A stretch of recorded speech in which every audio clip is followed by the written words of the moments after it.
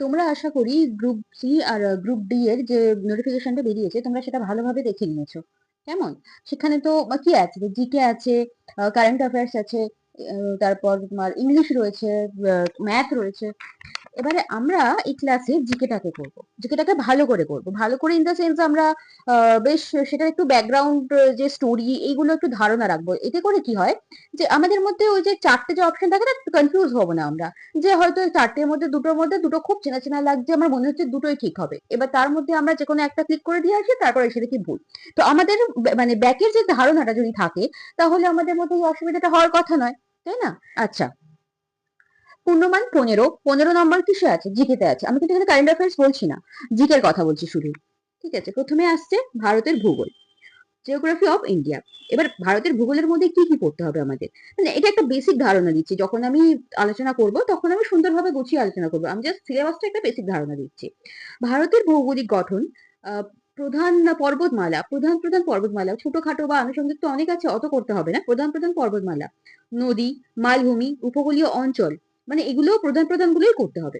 জলবায়ু, জলবায়ুটা খুব ইম্পর্টেন্ট একটা বিষয়। প্রাকৃতিক সম্পদ, রাজ্য ভিত্তিক বিশেষ বৈশিষ্ট্য। আচ্ছা, যেহেতু এটা ওয়েস্ট বেঙ্গলের এক্সাম, এটা তো সেন্ট্রালের এক্সাম নয়, তাই না? তো এই যে রাজ্যভিত্তিক বৈশিষ্ট্যটা আমাদের না ওয়েস্ট বেঙ্গলেরটা একটু বেশি করে করতে হবে, অন্যান্য রাজ্যের থেকে ওয়েস্ট বেঙ্গলটা একটু বেশি করে করতে হবে। যেমন দেখো, গঙ্গা নদীর উৎপত্তিস্থল, দাক্ষিণাত্য মালভূমি কোথায়, ভারতের বৃহত্তম রাজ্য কোনটি, এগুলো আমাদের করতে হবে। আচ্ছা, এবারে আসছে সাম্প্রতিক জাতীয় সংবাদ, কারেন্ট কারেন্ট ন্যাশনাল নিউজ। আচ্ছা, এটা কিন্তু কারেন্ট অ্যাফেয়ার্স এর কথা আমি বলছি না, এটা ন্যাশনাল নিউজ এর কথা বলছি। দেশে ঘটে যাওয়া গুরুত্বপূর্ণ ঘটনা, সরকারি নীতি, নতুন আইন, প্রধান প্রকল্প কি কি আসলো, পুরস্কার ও সম্মান, গুরুত্বপূর্ণ নিয়োগ এবং জাতীয় অর্জন। আচ্ছা, এগুলো কারেন্ট অ্যাফেয়ার্স এর মধ্যে পড়ে, ঠিক আছে, পড়তে পারে, কিন্তু আবার আলাদা করে আমরা জিকে সময়ও পড়ে নেব সেটা। যেমন ভারতের নতুন রাষ্ট্রপতি, G20 সম্মেলন, ইসরোর সাম্প্রতিক মিশন ইত্যাদি। ভারতের সংস্কৃতি ঐতিহ্য, ইন্ডিয়ান কালচার এবং অ্যান্ড হেরিটেজ, ভারতের শিল্প সাহিত্য, সঙ্গীত, আহ, আচ্ছা আচ্ছা, ভারতের শিল্প স্থাপত্য, সঙ্গীত, সাহিত্য, উৎসব, ঐতিহ্যবাহী পোশাক, প্রাচীন সভ্যতা এবং ধর্মীয় বৈচিত্র্য। এখানে আবার কি বলছে, ভারতের শিল্প, স্থাপত্য, সঙ্গীত, এগুলো তো প্রচুর আছে, তাই না? আমরা তো মানে এগুলো তো শেষ করতে পারবো না, অঞ্চল বিশেষে আমাদের এগুলো পাল্টে যায়, কারণ ভারত বৈচিত্র্যময় দেশ অবশ্যই।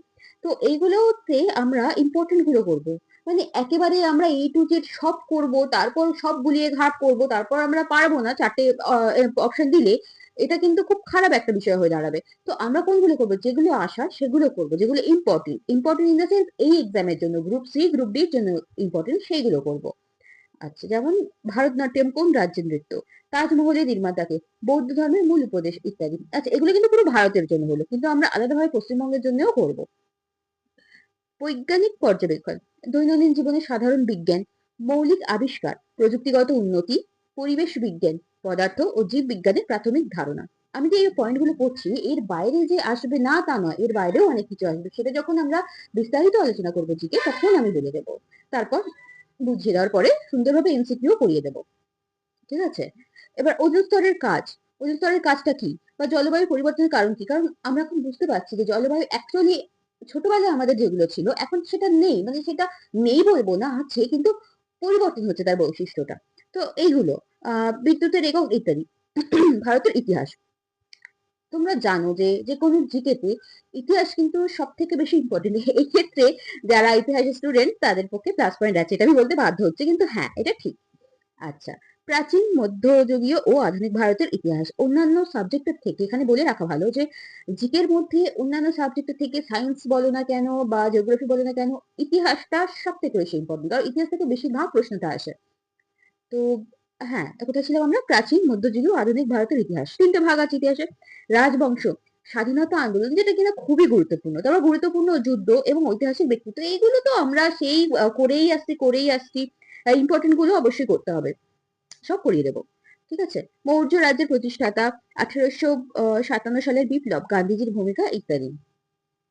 আন্তর্জাতিক বিষয় ও সম্পর্ক, ভারতের সঙ্গে অন্যান্য দেশের কূটনৈতিক সম্পর্ক, আন্তর্জাতিক সংঘ, বৈষয়িক ঘটনা এবং আন্তর্জাতিক রাজনীতি, যেমন ইউএনও, হু, ঠিক আছে, এইগুলো। চীন সীমান্ত সমস্যা, যাই হোক, এটা আমি অতটা ডিটেলসে যাচ্ছি না, কিন্তু ভারতের সঙ্গে আরো অন্যান্য দেশের যে সম্পর্কগুলো আছে, ঠিক আছে, কি বিষয় নিয়ে সম্পর্ক, কি কূটনৈতিক সম্পর্ক, আন্তর্জাতিক সংঘ, মানে কি কি বিষয় ওপরে এই সম্পর্কটা দাঁড়াচ্ছে, অকারণ তো নয়, সবকিছু একটা কারণ থাকে এগুলো। আচ্ছা, ভারতের অর্থনৈতিক চ্যালেঞ্জ।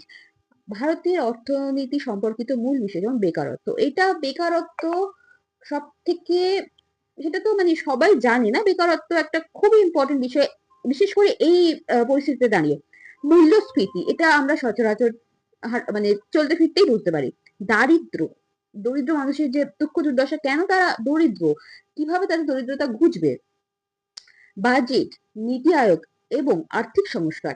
মুদ্রাস্ফীতি কাকে বলে, মানে কোনটা হচ্ছে মুদ্রাস্ফীতি, ভারতের কেন্দ্রীয় ব্যাংক কোনটি, ইত্যাদি, মানে কিরকম কি কি ব্যাংক আছে, কোনটা আগে হয়েছে, বা আহ ভূমিকা, সব ব্যাংক, কিছু ব্যাংকের ভূমিকা একটু আলাদা হয়, তো এটা আমরা আলোচনার সময় বলবো।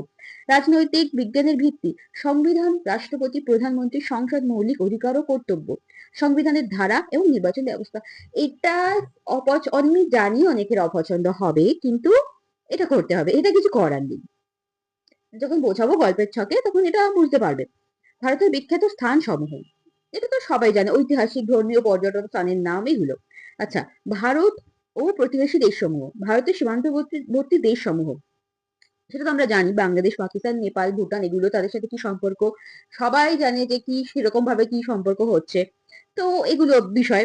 আচ্ছা, বিশ্বের প্রধান সংগঠন সমূহ, জাতিসংঘ, বিশ্ব স্বাস্থ্য সংস্থা, এইগুলো এইগুলো হচ্ছে কি আহ ইউনেস্কো, এগুলো করতে হবে। মানে এগুলো থেকে যে খুব বেশি প্রশ্ন আসবে আমি সেটা বলছি না, কিন্তু আসবে।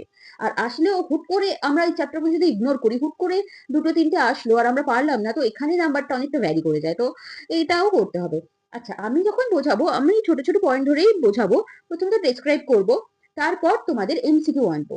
আর একটা পয়েন্ট যেটা আমি করবো আলাদাভাবে, যে আমি যেটা বোঝাবো, যখন যে চ্যাপ্টারটা আমি মনে রাখবো কি করে, হয়তো তার কোনো লজিক পাবে না, কিন্তু মানে পাবে না ইন দা সেন্স, ধরো আমি একটা কিছু নাম পড়লাম পাঁচটা, আমার মনে নেই, আমি ফার্স্ট এর লেটার গুলো দিয়ে একটা কিছু আবল তাবল ওয়ার্ড মনে করে রাখলাম, যার জন্য এক্সামে গিয়ে আমার ঠিক মনে পড়লো কার পর কোন ওয়ার্ডটা রয়েছে, তো এটার পিছনে কোনো লজিক নেই, কিন্তু এটা মনে রাখার ট্রিক্স, তো আমি এই ট্রিক্স গুলো আলাদা করে শর্টসে আনবো।